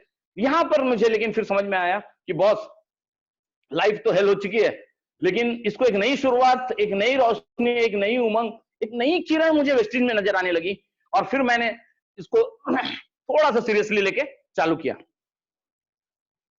तरुण जी की एंट्री मेरे लाइफ में हुई, तरुण जी के सिस्टम के बारे में सब आई, बातें हुई।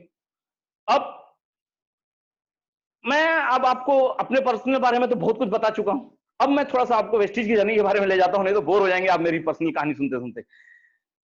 यहां से मैंने फिर थोड़ा सा सीरियस होना चालू किया। 2018 में मैंने थोड़ा इस चीजों को स्टार्ट किया, मेहनत करने के। मैं आपको बताता हूं बहुत बेसिक चीज, ओमान एक ऐसा कंट्री है जो दुबई से 570 किलोमीटर दूर है, मस्कट उसका कैपिटल। ओमान एरिया में तो बहुत बड़ा है, लेकिन टोटल यहाँ पे इंडियन पॉपुलेशन जो है करीब 7.5 लोग इंडियंस हैं, टोटल 7.5 लाख लोग इंडियंस हैं पूरे ओमान में। ओमान में का कैपिटल है मस्कट, और मैं रहता हूं एक जगह का नाम है सलाला। सलाला मस्कट से 1000 किलोमीटर दूर है। सलाला एक बहुत छोटा सा जगह है, एक छोटा टाउन सिटी है। यहां पे 1,95,000 इंडियंस रहते हैं, बस 1,95,000 इंडियंस, और मैं यहां रहता हूं। और यहां की जो कैपिटल है वो है 1000 किलोमीटर दूर। अब आप सोचिए, समझिए कि मैंने उस बिजनेस को यहां चालू किया। अगर मैं कैपिटल में होता तो भी एक बात अलग है कि चलिए वहां पे लोग हैं हमारे पास।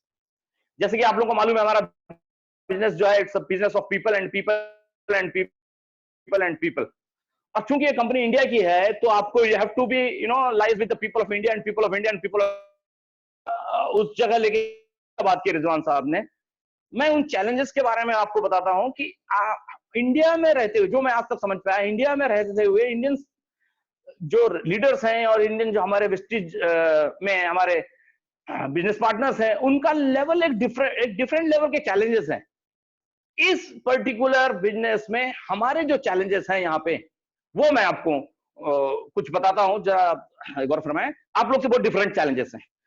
इससे पहले मैं चालू किया, और आपको और एक बात बताना चाहता हूं, जब मैंने स्टार्ट किया तो मैंने जो रिश्तेदारों को लगाया तो ठीक है, लेकिन यहाँ 2018 में मेरे कुछ खास हमारे जो लीडर्स हैं और हमारे मेरे जो हार्ट लाइन है स्टार्टिंग में मेरे साथ जुड़े, उनमें से मैं कुछ लोगों का तो नाम ले सकूंगा, सबका नाम नहीं ले सकूंगा, जिसमें एक तपीश देसाई है। तपीश भाई, थैंक यू तपीश भाई। उन्होंने मुझे उस समय ज्वाइन किया जब मुझे उनकी जरूरत थी। मुझे इस सिस्टम में उन इंसान की जरूरत थी जो मुझ पे बिलीव करे, जो सिस्टम पे बिलीव करे।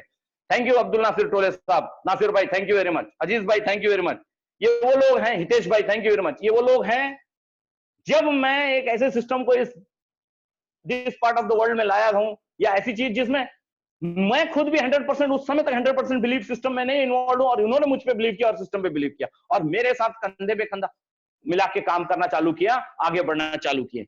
सबसे पहला मैं बताता हूं एक चैलेंजेस है। मैं सबसे पहला और सबसे बड़ा चैलेंजेस आता है कि ये हम यहाँ पे पार्ट टाइम कर रहे हैं।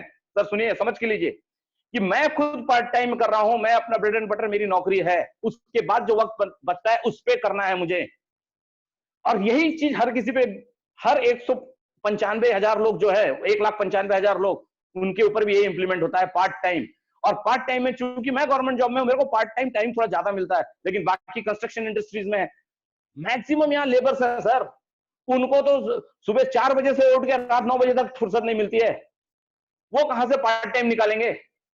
तो ऐसे जगह में हमको ये काम करने की सोचना पड़ा, जहां पे आपको ना तो लोग हैं, और लोग हैं तो उनके पास टाइम ही नहीं है, और वो टाइम निकाल भी नहीं सकते हैं क्योंकि उनके पास ऑप्शन ही नहीं है। तो ये हम लोगों ने सबके पास लिमिटेड टाइम, और इस चैलेंज को लिया कि नहीं करेंगे part time, but we will do it. That was the starting of our belief system and we started. पहला चीज।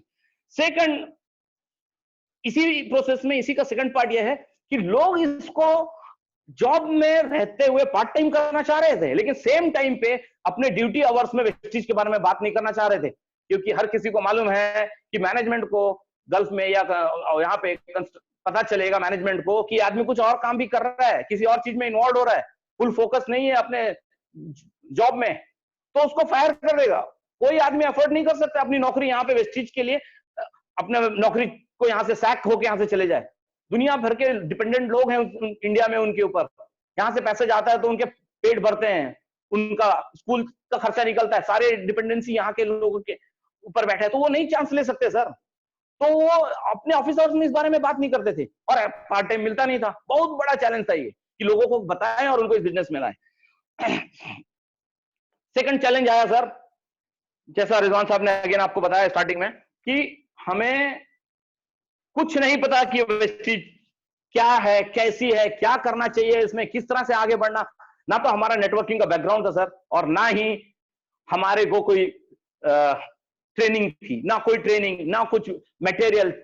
बस इतना है, मैं एक बार बीच में इंडिया गया था तो मैंने एक वीआईपी ट्रेनिंग अटेंड की थी। उस समय मेरी छुट्टी के बीच में, मैं छत्तीसगढ़ से बिलोंग करता हूं, तो रायपुर में मैंने जाके एक वीआईपी ट्रेनिंग अटेंड की थी। लेकिन मैं ये बोलते हुए मुझे थोड़ा भी रुकावट नहीं होता, या मेरे को मतलब ये फील नहीं होता कि मैं कुछ गलत बोल रहा हूं सर। फिर हमने सेल्फ स्टडी किया। मैंने जो, चूंकि मुझे टाइम थोड़ा ज्यादा मिलता था बाकी लोग के हिसाब से, मैंने सारे मटेरियल्स निकालने चालू किया यूट्यूब से, और जहां जहां से मिल सके, और मैं फिर मॉड्यूल बनाता था। उस पर बहुत डिटेल में काम किया हमने, मेरे साथ में मेरे लीडरों ने भी, तबीश भाई और नासिर भाई लोगों ने भी, और फिर किसी तरह उन मटेरियल को खुद लेके समझ के बिलीफ में उतार के बाद में लोगों तक पास ऑन करते थे। बहुत टीडियस प्रोसेस था, कोई ट्रेनिंग नहीं है, पूरा का पूरा चीज सेल्फ लर्निंग से चालू हुआ। अगर मैं बोलूं महाभारत के जो एकलव्य का एग्जांपल है तो शायद गलत ना होगा। आगे लेके चलता हूं आपको। तीसरी जो चैलेंजेस आए हमारे को कि हमारे पास चूंकि कंपनी नहीं है, यहाँ पे कोई ट्रेनिंग नहीं है, कोई कुछ नहीं है, और लोग भी डरे हुए हैं, वो उसको ओपनली इसको अटेंड नहीं कर सकते। तो हम 1-to-1 का मीटिंग या कोई 4 लोगों की मीटिंग, हम लोग किसी कार पार्किंग में, मैं आपको फोटो शेयर करता हूं, देखिए इस तरह हम अपनी मीटिंग्स कंडक्ट किया करते थे, चटाई बिछा के, और फिर वेस्टेज के बारे में बात करते थे। ये हर वो लोग हैं स्टार्टिंग मेरे, ये देखिए ये कार पार्किंग एरिया होता था, टी टाइम है, ये वो सारे शेयर लोग हैं जो उस समय मेरे साथ खड़े रहे। बल्ब की लाइट की, पार्किंग लाइट की रोशनी में हम लोगों ने प्लान लेते थे, पार्किंग लाइट की रोशनी में हम ऑर्डर्स प्लेस करते थे और ट्रेनिंग चालू होती थी, एकदम लोकल अरेंजमेंट में, क्योंकि कोई भी रिस्क नहीं ले सकता अपना जॉब का। और इस तरह से ये पूरी टीम आगे बढ़ती रही। नासिर भाई है हमारे साथ में, टी टाइम का मीटिंग है, ये सारी चीजें हैं अलग अलग जगह। तो ये हमारा एक बहुत बड़ा चैलेंज रहा, और हमने फिर भी हिम्मत नहीं हारी सर, किसी स्टेज पे हम हिम्मत नहीं हारे।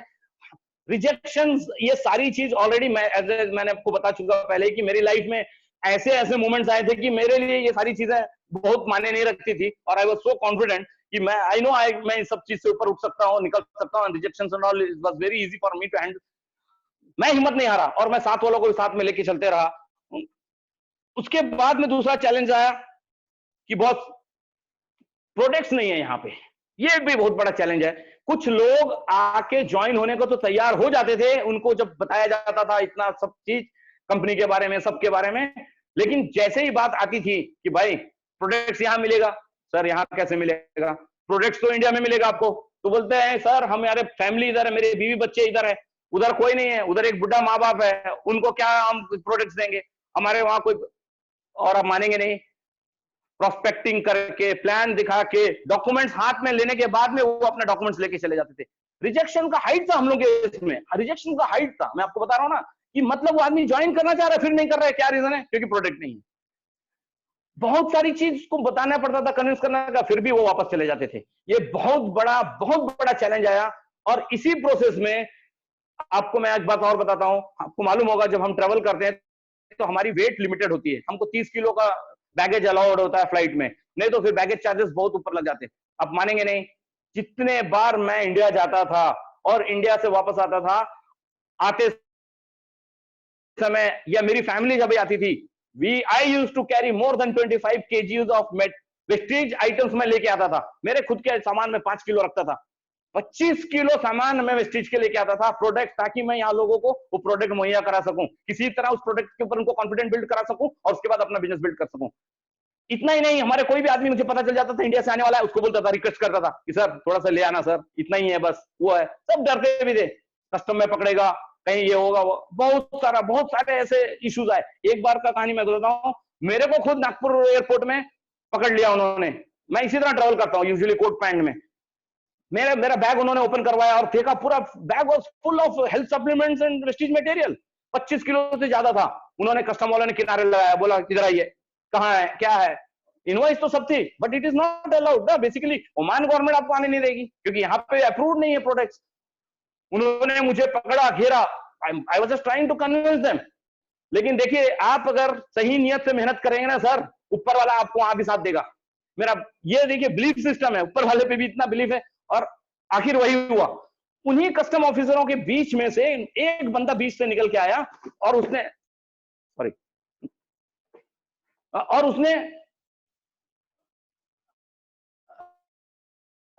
रहा है ना, और उसने क्या किया, रिजवान सर सुन रहे हैं मुझे? सुन रहा हूं सर।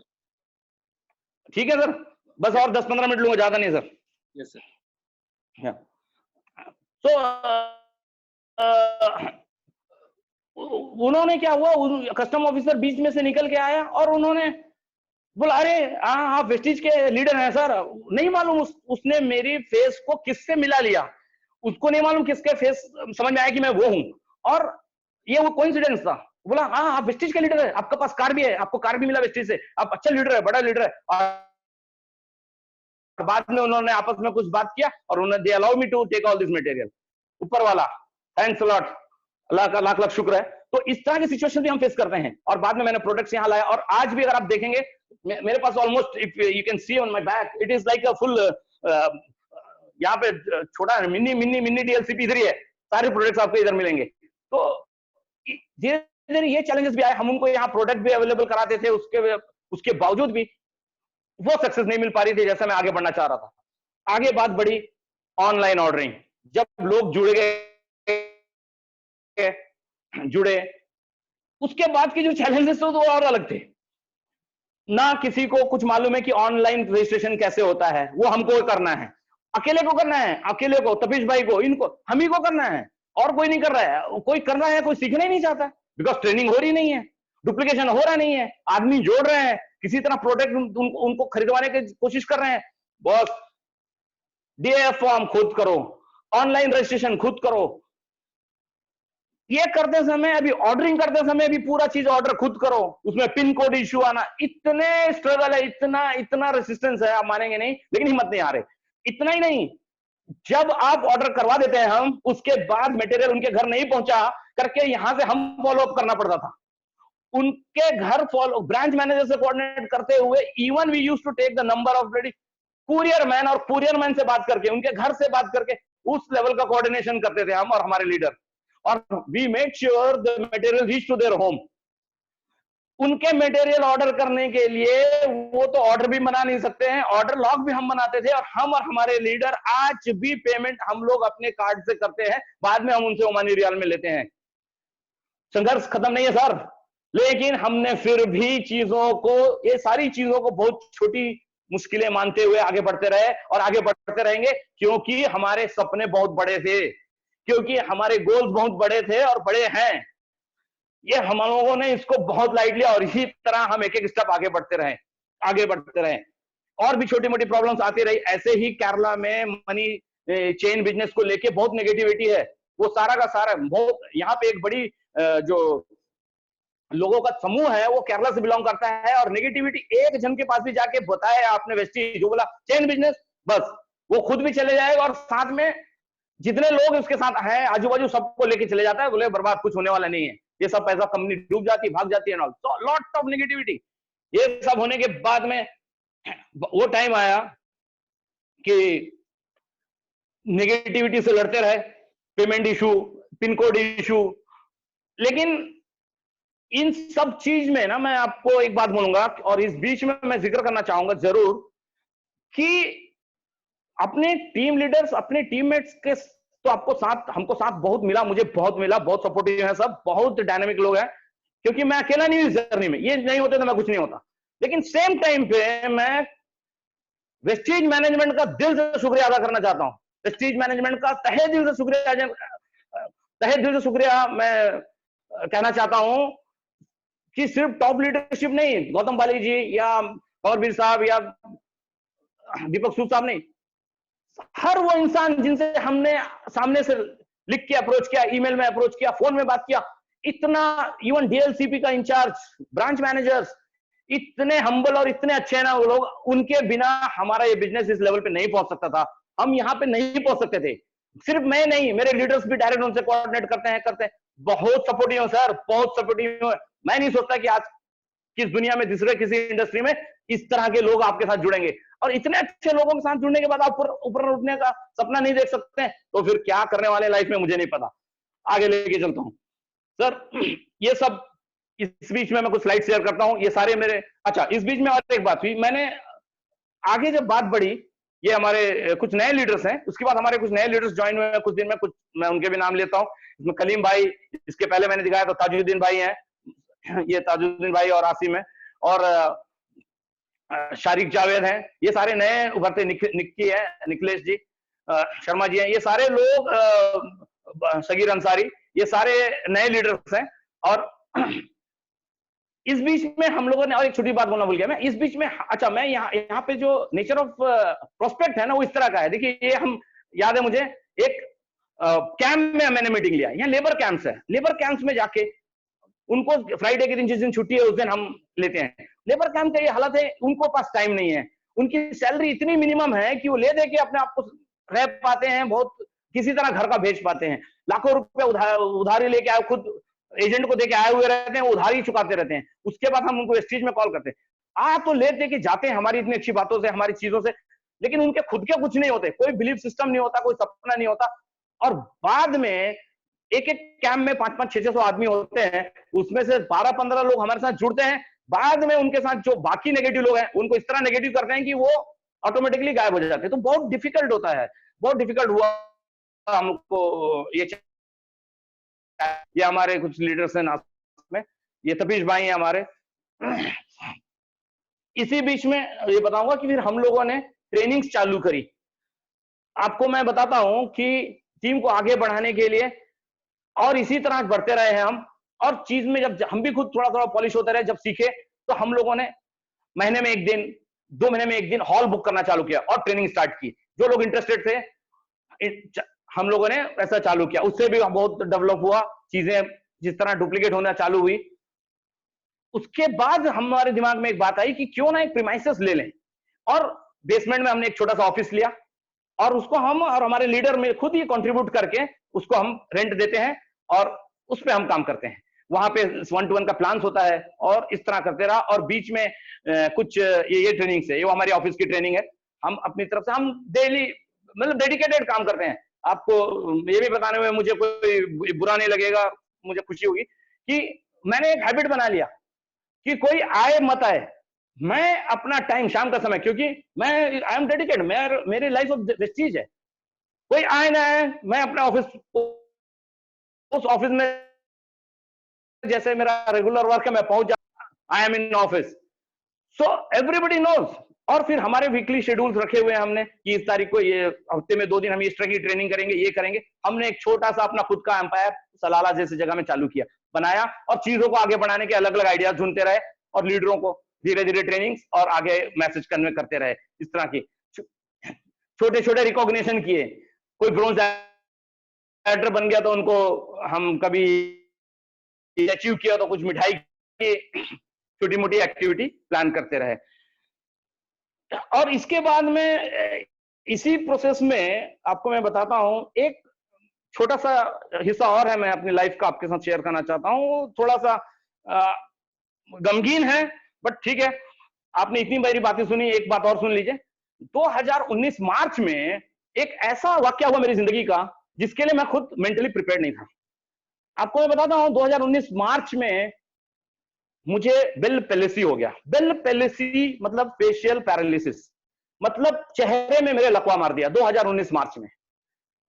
बहुत ही सैड मोमेंट था मेरी फैमिली के लिए, उनको मैं बताया नहीं था, मेरी टीम के लिए बड़ा मतलब ऐसा एक मोमेंट आया मेरी लाइफ में, मैं कोई भी नहीं सोच सकता है। आप सोचिए, ये वर्ड सुन के ही आदमी के रोंगटे खड़े होते थे, लकवा मारना, लकवा। मैं आपको एक फोटो शेयर करता हूं, बहुत अच्छी फोटो नहीं है प्लीज, बट उसको अदरवाइज मत लीजिए। ये वो फोटो है जब मुझे बेल पैलेसी हुआ। मेरे एक साइड का पूरा फेस, पूरी आंख खुलना बंद हो गई, मेरा मुंह पूरा का पूरा टेढ़ा हो गया। मैं इस समय आ गया, ऐसा वक्त आ गया कि मैं समझ में नहीं पा रहा, मेरे को लगा मेरी जिंदगी खत्म हो गई। लेकिन इस समय भी मैंने हिम्मत नहीं हारा। आपको ये जानकर, या मेरे लीडर्स हैं उनको भी पता है, इस सिचुएशन में भी मैंने कई मीटिंग्स, टीम मीटिंग्स ली। इस कंडीशन में मैं मुंह बात करते थे तो मेरे वर्ड्स टेढ़े भगते थे। मेरे लीडर बोलते थे, सर आपको नहीं है, ये करना चाहिए, रेस्ट करना चाहिए। अरे सर, ये तो ठीक हो जाएगा आज नहीं तो कल। लेकिन उनका क्या, उन सपनों का क्या जो बना के रखे हैं, और नहीं होगी मीटिंग तो कैसे आगे बढ़ेंगे, कब बढ़ेंगे?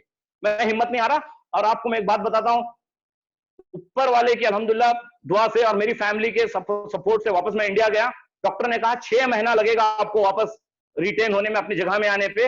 लेकिन मेरी फैमिली, मेरे घर का सपोर्ट, मेरी वाइफ और सब लोगों ने जो मेहनत की, 3 महीने में मैं एकदम नॉर्मल हो गया। 3 महीने में मैं एकदम नॉर्मल हो गया। ये उस समय का फोटो है जब मिरर के सामने मैं खड़े होकर अपने आप से बोला करता था, अरे इशाक, एक छोटे से मुंह में तेरे को लकवा मार दिया तो तू गिर गया, क्या लीडर है तुम, कैसे लेके अपनी फोर्स को चलेगा, कैसे उनका मनोबल गिराएगा?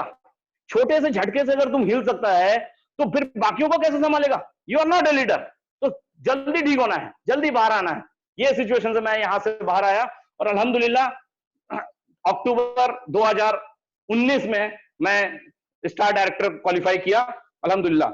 इस बीच में मेरे को एक आइडिया भी आया अक्टूबर के बाद में, उसके आसपास की, boss I should look forward towards musket, मेरे को मस्केट की तरफ देखना चाहिए। वहां भी एक छोटा चैलेंज आया कि मस्केट यहां से 1000 किलोमीटर दूर है।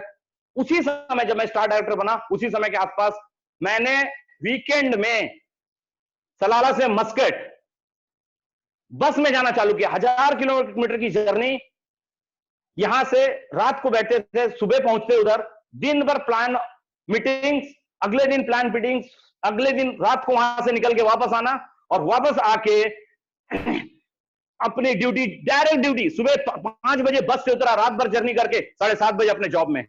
ना मैंने जॉब के साथ पार्शलिटी किया और ना ही अपने सपनों के साथ मैंने कोई कॉम्प्रोमाइज किया। और इस प्रोसेस में मेरा ये हुआ कि मुझे मस्केट में 2 ऐसे लीडर मिले जो आज सिल्वर डायरेक्टर और 4-5 महीने में सिल्वर डायरेक्टर और ब्रोंज डायरेक्टर क्वालिफाइड है और बहुत बेहतरीन काम कर रहे हैं वो।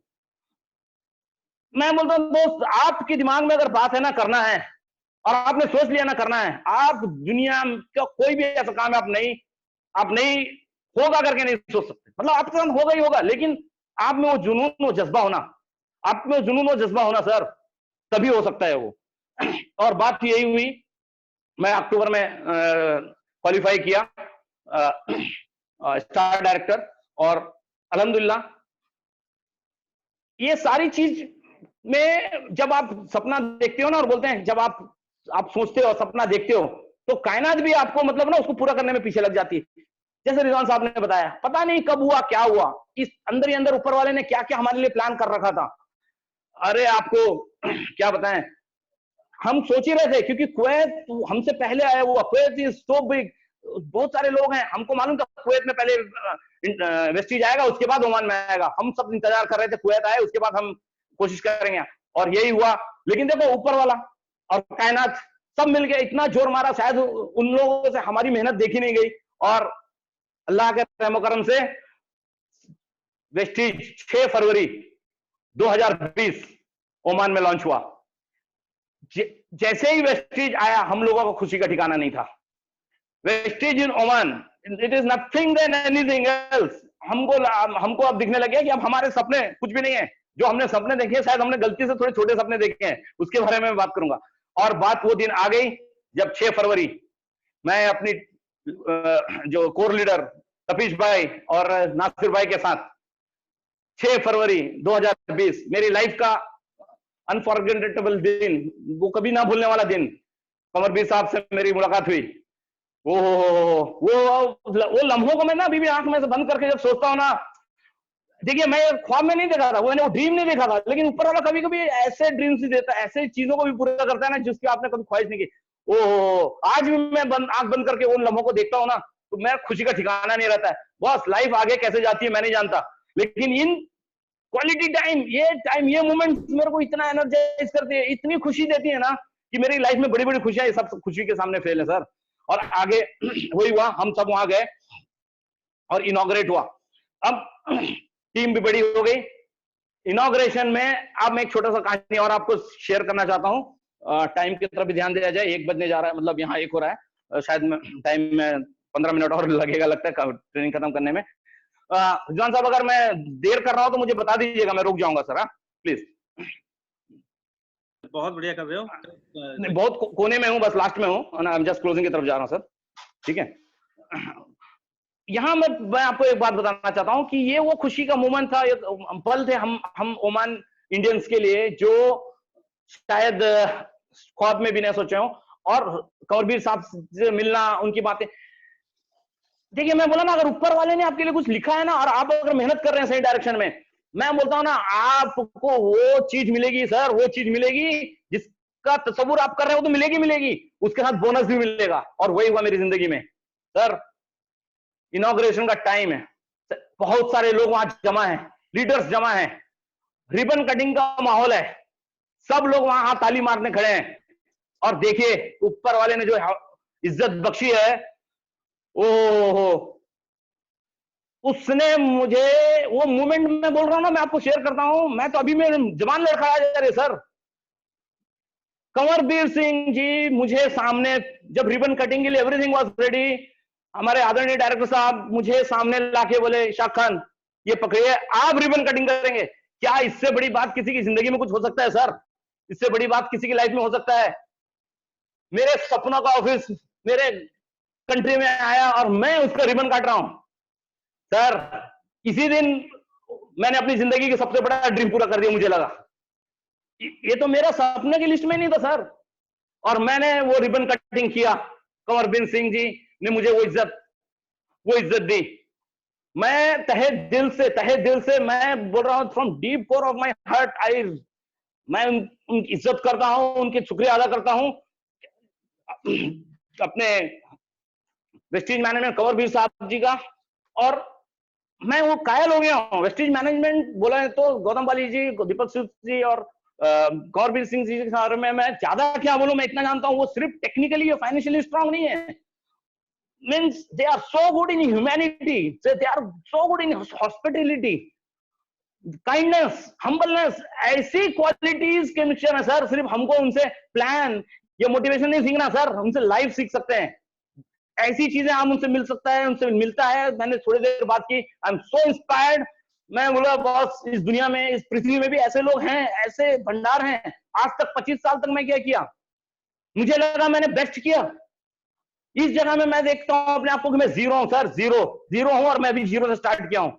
और यही रीजन है कि आज हमारी कंपनी दुनिया के डायरेक्ट सेलिंग इंडस्ट्री में टॉप 100 कंपनी में 30th पोजीशन है। यही कारण है हमारे मैनेजमेंट के और हमारी कंपनी की जो क्वालिटीज है, इन कारणों से टॉप में है। Thanks to everyone. आज मैं बताता हूं, मेरी टीम 1100 लोगों की टीम है। मैं स्टार डायरेक्टर हूं। मेरे साथ में आज मेरी टीम में अभी तक 4 सिल्वर डायरेक्टर हैं और 15 ब्रोंज डायरेक्टर्स हैं क्वालिफाइड। ये मेरी टीम का लेवल है। मैं आपको बताता हूं, जब मैंने जर्नी स्टार्ट की थी, जिस सोच से, जिस बिलीफ सिस्टम से, और तब मैंने जर्नी जब स्टार्ट की थी ना सर, मैं ये बता देता हूं, मेरा जो ड्रीम और गोल था ना, ये नहीं था कि मेरा ड्रीम हाउस हो। बड़ा अजीब लगेगा आप लोगों को सुन के, मेरा गोल भी ड्रीम में ये नहीं, मेरी लिस्ट में ये नहीं था कि मेरी लग्जरी कार हो। ये मेरा ड्रीम्स नहीं था सर, क्योंकि मेरे पास तो ऑलरेडी थी लग्जरी कार, थी मेरे पास मेरा ड्रीम हाउस है। तो वो ऑलरेडी है, उसमें और क्या बढ़ोतरी करना सर? मेरे को लाइबिलिटी बढ़ाने का जरूरत नहीं था सर। मेरी ड्रीम क्या है बताऊं, मैं किस ड्रीम से जी रहा था? I want to retire early. मैं 60 साल की उम्र तक पैर घिस घिस के काम करना नहीं चाहता हूं सर, वो मेरे ड्रीम से। मैं 60 साल की उम्र तक काम करते हुए अपने परिवार से दूर नहीं रहना चाहता हूं सर, मेरे बीवी बच्चों से दूर नहीं रहना चाहता हूं सर। ये मेरे ड्रीम है। मेरे सपने रिच एंड अर्ली रिटायरमेंट के सपने हैं सर, और वो सपने तो मैं पूरा करके रहूंगा। दुनिया में कोई ताकत नहीं है मुझे रोक सके, कोई प्रॉब्लम्स नहीं है ऐसी जो मुझे रोक सके। ये तो मेरा कॉन्फिडेंस है। फाइनेंशियल सिक्योरिटी चाहता हूं मेरी फैमिली के लिए सर। आज हूं मैं, कल ना रहूं। मेरी फैमिली, मेरे बीवी बच्चे रोड में नहीं आने चाहिए, वो चाहता हूं। और चाहता हूं 10 गरीब बच्चों को एजुकेशन को दिला सकूं मेरी लाइफ में। ये मेरे ड्रीम्स हैं। आई एम सॉरी, मैं थोड़ा इमोशनल हो गया, और मेरे हिसाब से आपकी ड्रीम्स भी इमोशनल होने चाहिए। अदरवाइज मुझे नहीं लगता कि आप, कोई भी आदमी इस इंडस्ट्री में सक्सेस हो सकता है अगर उसके ड्रीम्स इमोशनल नहीं है तो मैं यही बताना चाहता हूं कि मैंने जब इस बिजनेस स्टार्ट किया, मेरे ये ड्रीम्स के साथ मैंने स्टार्ट किया, आई स्टार्टेड, और मैंने अपने आप को समझ लिया कि मेरे को 5 साल इसमें रहना है 2017 से, और मैंने डेट फिक्स किया 2022 दिसंबर में। मैं इस बिजनेस से मैं 2 लाख रुपया महीना कमाना चाहता हूं। 2 लाख रुपया महीने की इनकम हो, क्राउन डायरेक्टर का लेवल हो, और मिनिमम मेरे 2 लाख की इनकम हो। That was my dream when I started this business. आज लेकिन जिस तरह कंपनी डेवलप हुई, जिस तरह चीजें आगे बढ़ी, जिस तरह मैं थोड़ा बहुत देख पाया, सीख पाया, और रिजवान साहब जैसे सब जैसे लीडरों से और कई लीडरों के साथ मैं इंस्पायर्ड हो पाया, तो मुझे लगता है कि शायद मेरे जो सपने हैं वो तो बड़े थे, लेकिन मेरे जो रिक्वायरमेंट मैंने रखी शायद थोड़ी छोटी रख दी। तो उसमें मैंने अपने ड्रीम में एक और अमेंडमेंट किया है, और आगे भी करते रहूंगा। और वो है कि मैं दिल्ली या बॉम्बे, कोई भी एक मेट्रोपॉलिटन में अपना खुद का एक फ्लैट लेना चाहता हूं। वो एक ड्रीम है जो मेरा खुद का और मेरी वाइफ का है। तो मेरे परिवार का ड्रीम भी मैं पूरा करूंगा इंशाल्लाह, और उन लोगों के सब सपोर्ट के साथ ही। तो ये एक अमेंडमेंट है मेरे इसमें। इनकम के पॉइंट ऑफ व्यू से बहुत ज्यादा मैं नहीं बोलूंगा। मेरी पहली इनकम आई थी 118 रुपए, आज स्टार डायरेक्टर के लेवल पे मेरी इनकम आई है 47,754 रुपया। वो मेरा मार्च मंथ का इनकम था। मैं इस समय मैं सिस्टम में काम कर रहा हूँ, सीख रहा हूँ टीम कैसे ग्रो होना, बहुत सारे हिंड्रेंसेस हैं, सब चीज है, होते रहेंगी। And now I am more focusing on development of my team. और ये पैसे हैं वो तो आएंगे सर। 2022 में तो 2 लाख तो कुछ, मैं तो वही बोल रहा हूँ 2 लाख कमाने से मुझे कोई रोक ही नहीं सकता। वो तो अलग ही बात है। उसको मैं किस लेवल पे और कहां लेके जाऊंगा ये तो मैं आगे वक्त बताएगा। और इस बेसिकली जो मेरा बेंचमार्क सेट किया ना मैंने, मेरा गोल और ये सब बताया, मुझे पता है कि मैं इस लेवल पे पहुंचूंगा। तो ये गोल सेट करने में मेरा एक रीजन और भी है कि मैं उस समय मुझे पता है जब मैं ये सारी चीजें अचीव करते रहूंगा तो मेरे साथ मेरे लीडर्स खड़े होंगे, मेरे डाउनलाइन, मेरे हार्ट लाइन खड़े होंगे, सेम प्लेटफॉर्म को शेयर करते हुए। कई लोग उसमें से होंगे, कम से कम 8 से 10 क्राउन डायरेक्टर और 20 स्टार डायरेक्टर तो हो जाएंगे। तो अगर सुन रहे हैं मेरे भाई, मेरे दोस्त, तो मैं बोल रहा हूं वो वक्त ज्यादा दूर नहीं है, सारी चीजें बहुत छोटी हैं। हम अपने आप को, मैं यही बताना चाहता हूं कि ड्रीम मैंने जब बड़ा किया ना तो मेरे को समझ में आया कि बॉस अपने अगर चीजों को ना, अगर ड्रीम पूरे होते दिख रहे हैं ना तो अपने चैलेंजेस को बढ़ा दो और ऑटोमेटिकली ड्रीम बढ़ेगा। और इंशाल्लाह ये सारी चीजें मैं पूरी कर सकूंगा, है ना। और अब मैं क्लोज करता हूं, बस एक बात बोलता हूं, इतनी नेगेटिविटी के बीच में कुछ पॉजिटिविटी है जो थोड़ा सा आप शेयर करूंगा कि ओमान में कंपनी आने के बाद में बहुत अच्छी बात ये हो गई कि ओमान में कंपनी आ गई। अभी 6 फरवरी को लॉन्च हुआ, उसकी इमीडिएट बाद लॉकडाउन हो गया।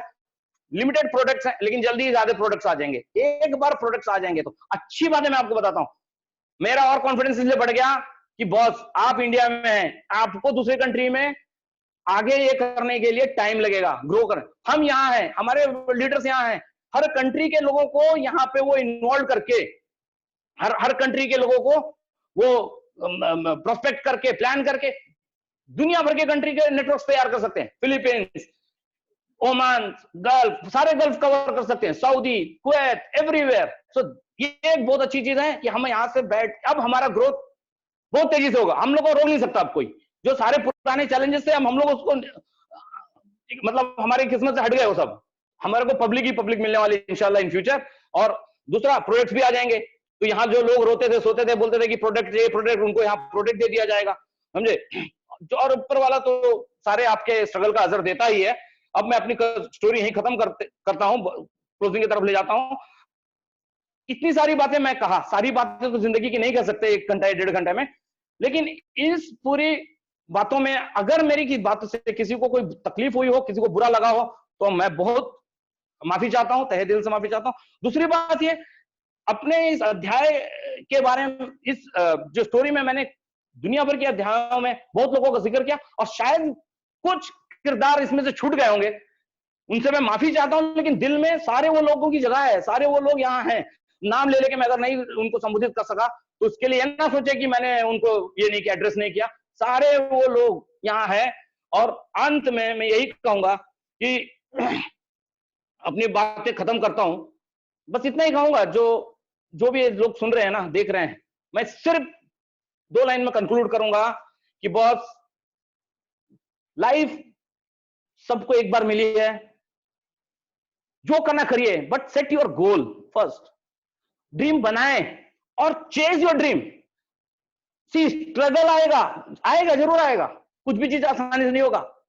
बहुत मेहनत करें, हार्ड वर्क, सिर्फ हार्ड वर्क। मैंने हार्ड वर्क किया, मैंने बहुत चीज कमाया, लेकिन क्या डायरेक्शन नहीं था, सही टाइम पे मुझे कोई नहीं मिला, कोई सही टाइम पे बिजनेस नहीं मिला, सही टाइम में कोई नहीं बताया, कोई एजुकेशन सिस्टम हमारा नहीं बताता कि ड्रीम बनाओ, गोल बनाओ। अब देखिए मैंने अपने ड्रीम्स सब बनाए और आगे भी इंशाल्लाह हर वो चीज आपको मिलेगी जिसका आप तस्वीर करेंगे, लेकिन अगर आप नहीं बनाएंगे तो नहीं मिलेगी, याद रखिए। तो यंग है यहाँ पे, कोई ओल्ड है, age is not the limit, please go ahead. अभी तक नहीं बनाए, आज बनाइए, जब आंख खुला तभी सवेरा, आज बनाइए अपने ड्रीम और चेस कीजिए। एक्सक्यूजेस मत दीजिए सर, लाइफ छोटी है, जीना आपका है, आपको खुद अपने से जीना है sir. Thank you very much, thank you sir, thank you.